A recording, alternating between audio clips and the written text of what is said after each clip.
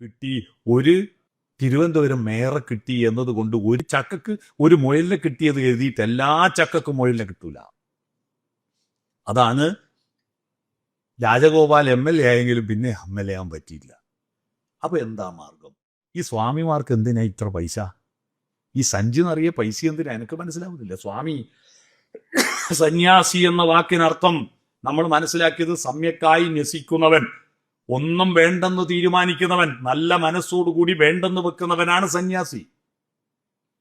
അവര് പ്രമേയം പാസാക്കി 60 സീറ്റ് പാർലമെന്റിൽ അവർക്ക് സംവരണം വേണമെന്ന്. 60 സീറ്റ് സംവരണം കിട്ടിയാൽ അവര് ജയിക്കും, ഉറപ്പാ. ഇവര് നിന്നാ ജയിക്കും. ജയിച്ചാൽ സ്വാഭാവികമായും അതിൽ നിന്നൊരു 3-4 മന്ത്രിമാരുണ്ട്. അതിലൊരു വിദേശകാര്യ വകുപ്പ് മന്ത്രി. ഐക്യരാഷ്ട്രസഭയുടെ സമ്മേളനത്തിൽ ഒന്നും ഉടുക്കാത്തൊരു മന്ത്രി പോയി ഇരിക്കുന്ന കാര്യം ആലോചിച്ചു. കേട്ടത് ആദ്യം വന്ന ട്രെയിനിൽ, ഗുഡ്സ് ട്രെയിനിൽ കയറ്റിയിട്ട് അവരെ വിട്ടു. അതിൽ നിന്ന് ശ്വാസം മുട്ടി പടഞ്ഞ് നൂറുകണക്കിന് ആളുകൾ മരിച്ചു. അതിനാണ് വാഗൺ ട്രാജഡി എന്ന് പറയുന്നത്. വാഗൺ ട്രാജഡിയേക്കാൾ 1000 ഇരട്ടി വലിയ ട്രാജഡിയാണ് മാമാങ്കത്തിൽ നടന്നത്. നാടുവാഴിത്തത്തിന്റെ ഈഗോ ക്ലേഷാണത്. ഭാരതപ്പുഴയുടെ തീരത്ത്, ഭാരതം എന്നല്ലേ പേര്, ഞാനൊരു വീഡിയോ കണ്ടു. ഒന്നും ഉടുക്കാത്തൊരു സ്വാമി മടിയിൽ എന്താ വെച്ചതെന്ന് അറിയോ? ഒരു വലിയ റെക്സിന്റെ ബാഗ്. ഓരോ ആള് പോവുക, നമസ്കരിക്കുക, 100 കൊടുക്കുക, 500 കൊടുക്കുക, ബാഗിലിടുക, അനുഗ്രഹം കൊടുക്കുക. ഒരു അനുഗ്രഹത്തിന് 500. ഈ സ്വാമിമാർക്ക് എന്തിനാ ഇത്ര പൈസ? ഈ സഞ്ചി നിറയെ പൈസ എന്തിനാ? എനിക്ക് മനസ്സിലാവുന്നില്ല. സ്വാമി സന്യാസി എന്ന വാക്കിനർത്ഥം നമ്മൾ മനസ്സിലാക്കിയത് സമ്യക്കായി ന്യസിക്കുന്നവൻ, ഒന്നും വേണ്ടെന്ന് തീരുമാനിക്കുന്നവൻ, നല്ല മനസ്സോടുകൂടി വേണ്ടെന്ന് വെക്കുന്നവനാണ് സന്യാസി. അവര് പ്രമേയം പാസാക്കി 60 സീറ്റ് പാർലമെന്റിൽ അവർക്ക് സംവരണം വേണമെന്ന്. 60 സീറ്റ് സംവരണം കിട്ടിയാൽ അവര് ജയിക്കും, ഉറപ്പാ. ഇവര് നിന്നാ ജയിക്കും. ജയിച്ചാൽ സ്വാഭാവികമായും അതിൽ നിന്നൊരു 3-4 മന്ത്രിമാരുണ്ട്. അതിലൊരു വിദേശകാര്യ വകുപ്പ് മന്ത്രി. ഐക്യരാഷ്ട്രസഭയുടെ സമ്മേളനത്തിൽ ഒന്നും ഉടുക്കാത്തൊരു മന്ത്രി പോയി ഇരിക്കുന്ന കാര്യം ആലോചിച്ചു. കേട്ടത് എവിടത്തേക്കാണ് നമ്മുടെ രാജ്യം പോകുന്നത്? ഇതൊക്കെ സംസ്കാരത്തിന്റെ ഭാഗമാണെന്ന് പറഞ്ഞ് അതെടുത്ത് തലയിൽ വെച്ച് നടക്കുകയാണ് നമ്മൾ കുറെ ആളുകൾ. പുഴയുടെ തീരത്ത് മാമാങ്കത്തിന്റെ പേര് എന്താ? മാമാങ്കം. മാമാങ്കം എന്ന് പറയുന്നത് ചേരമാൻ പെരുമാള് നടത്തിക്കൊണ്ടിരുന്ന ഒരു പ്രധാനപ്പെട്ട ബൗദ്ധിക ചർച്ചാവേദിയായിരുന്നു. അമ്പലത്തിലെ ഉത്സവത്തോടനുബന്ധിച്ച് വ്യാപാരവും വാണിജ്യവും വ്യവസായവും ഒക്കെ വളർത്താൻ വേണ്ടിയിട്ടുള്ള ഒരു പരിപാടിയായിരുന്നു. ആ കൂട്ടത്തിൽ ബൗദ്ധിക ചർച്ചകൾ നടത്തിയിരുന്നു. ആ ചർച്ചകൾ പിന്നെ ചേരമാൻ പെരുമാൾ ഇതൊക്കെ ഇട്ടെറിഞ്ഞ് പോയപ്പോ പകരം അവിടുത്തെ വെള്ളാട്ടിരി എന്ന വള്ളുവക്കോനാതിരിയാണ് ഇതിന്റെ അധ്യക്ഷ സ്ഥാനത്ത് നിൽക്കുക.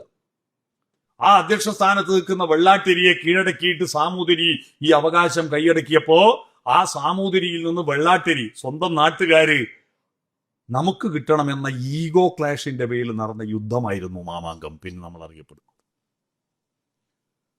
350 വർഷത്തിനിടയിൽ 30ഓളം മാമാങ്കങ്ങൾ നടന്നു. ആ 30 മാമാങ്കങ്ങളിൽ കൊല്ലപ്പെട്ടത് 10,000-കണക്കിന് ആളുകളാണ്. തിരൂരിനടുത്താണ് ഈ തിരുനാവായ ഉള്ളത്. ആ തിരൂരിലാണ് മാപ്പിള ലഹളിയിൽപ്പെട്ട ആളുകളെ പിടിച്ച് അറസ്റ്റ് ചെയ്ത് കൊണ്ടുപോകുമ്പോൾ അവരെ മോചിപ്പിക്കുവാൻ വേണ്ടിയിട്ട് കലാപകാരികൾ റെയിൽവേ സ്റ്റേഷൻ വളഞ്ഞപ്പോ ആദ്യം വന്ന ട്രെയിനിൽ, ഗുഡ്സ് ട്രെയിനിൽ കയറ്റിയിട്ട് അവരെ വിട്ടു. അതിൽ നിന്ന് ശ്വാസം മുട്ടി പടഞ്ഞ് നൂറുകണക്കിന് ആളുകൾ മരിച്ചു. അതിനാണ് വാഗൺ ട്രാജഡി എന്ന് പറയുന്നത്. വാഗൺ ട്രാജഡിയേക്കാൾ 1000 ഇരട്ടി വലിയ ട്രാജഡിയാണ് മാമാങ്കത്തിൽ നടന്നത്. നാടുവാഴിത്തത്തിന്റെ ഈഗോ ക്ലേഷാണത്. എന്താണ് നടന്നത്? അവിടെ പട്ടിണിപ്പുര അറിയാവോ? പട്ടിണി കിടക്കുന്നവർക്ക് കഞ്ഞി കൊടുക്കുന്ന പുരയല്ല. മാമാങ്കത്തിൽ യുദ്ധത്തിൽ മരിക്കാത്ത കുറച്ചാളുണ്ടായിരുന്നു, ചാവേറുകൾ. മരിക്കാതെ പിടികൂടപ്പെട്ടവരെ പട്ടിണിപ്പുരയിൽ കിടത്തിയിട്ട് പട്ടിണി കിടന്ന് മരിച്ചത് 1000-കണക്കിന് ആളുകളാണ്. ഇതൊക്കെ വിശ്വാസത്തിന്റെ പേരിലാണ്. നിങ്ങൾ അറിയാം, എന്തൊരു വലിയ മനുഷ്യാവകാശ ലംഘനമാണ് ഈ നമ്മുടെ രാജ്യത്തെ നാടുവാഴിത്തം ചെയ്തത്. അമ്പേന്തി വില്ലേന്തി വാളേന്തിയും തമ്പേറിൻ താളത്തിൽ പോരാടിയും നിലപാടു നിന്ന തിരുമേനിമാർ തലകൊയ്തെറിഞ്ഞു പടകൾ നയിച്ച കഥ. ഇന്നെന്റെ ഉണ്ണിക്ക് അരങ്ങേറുവാൻ പുതിയ കാലഘട്ടത്തിനനുസരിച്ച് അരങ്ങേറുവാൻ വരിക. എന്ത്? കുംഭമേളയും മാമാങ്കവും കണക്ട് ചെയ്യുക. ആ കണക്ട് ചെയ്യുമ്പോൾ ഉത്തരേന്ത്യയിലെ മലിനജലം, യമുന എന്ന് പറയുന്നത് ഡൽഹിയിലെ യമുന ഇന്ന് അതിഭീകരമായ വിഷം ഒഴുകുന്ന പുഴയായിരിക്കും. കൃഷ്ണനില്ല. കാളിന്തിയിൽ വിഷം കലർത്തുന്ന കാളിയനെതിരെ സമരം ചെയ്യാൻ കൃഷ്ണനില്ല. ആ വിഷജലം കേരളത്തിലെ സാമൂഹ്യ മണ്ഡലത്തിലെ പുഴകളിലൂടെ ഒഴുക്കാൻ വേണ്ടിയിട്ടുള്ള ഗൂഢ പരിശ്രമമാണ്, ഗംഭീരമായ ആരതിയാണ്, ചെല്ലുന്നക്കാർക്കൊക്കെ ഭക്ഷണമാണ്. ഇതൊക്കെ ചെയ്യുമ്പോൾ ആളുകൾ അങ്ങ് ആകർഷിക്കപ്പെടുകയാണ്. എന്തിനു വേണ്ടിയാണ് ഇത് ചെയ്യുന്നത്? നിങ്ങൾ ആലോചിച്ച് നോക്കൂ. ഈ കേരളത്തിലെ സാമൂഹ്യ അന്തരീക്ഷത്തിൽ രാഷ്ട്രീയപരമായി പ്രത്യക്ഷമായി ഇടപെട്ടുകൊണ്ട് എല്ലാ കാലത്തൊന്നും വിജയിക്കാൻ പറ്റില്ല. ഒരു തൃശ്ശൂർ MP കിട്ടി, ഒരു തിരുവനന്തപുരം മേയറെ കിട്ടി എന്നതുകൊണ്ട് ഒരു ചക്കക്ക് ഒരു മുയലിനെ കിട്ടിയത് എഴുതിയിട്ട് എല്ലാ ചക്കക്കും മുയലിനെ കിട്ടൂല. അതാണ് രാജഗോപാൽ MLA ആയെങ്കിലും പിന്നെ MLA ആവാൻ പറ്റിയില്ല. അപ്പൊ എന്താ മാർഗം?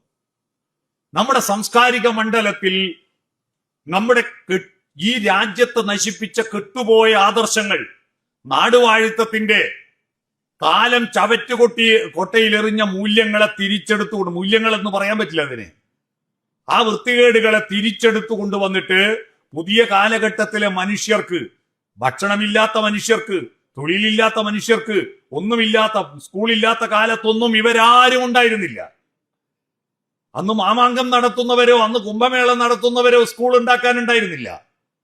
ഞങ്ങളുടെ കുട്ടികൾക്ക് സ്കൂളിൽ വിദ്യാഭ്യാസം കൊടുത്തില്ലെങ്കിൽ നിങ്ങളുടെ വയലുകളിൽ മുട്ടിപ്പുല്ല് മുളക്കുമെന്ന് പറയാൻ ആരും ഉണ്ടായിരുന്നില്ല. ഇപ്പൊ ഇതൊക്കെ ആയി കഴിഞ്ഞപ്പോ അതാ കുറെ ആളുകൾ വരുന്നു. അവർ വരുന്നു, കുംഭമേളകളും നാലമ്പല യാത്രകളും മാമാങ്കങ്ങളും നടത്തുന്നു. ഇതൊരു പുതിയ സംസ്കാരമാണ്.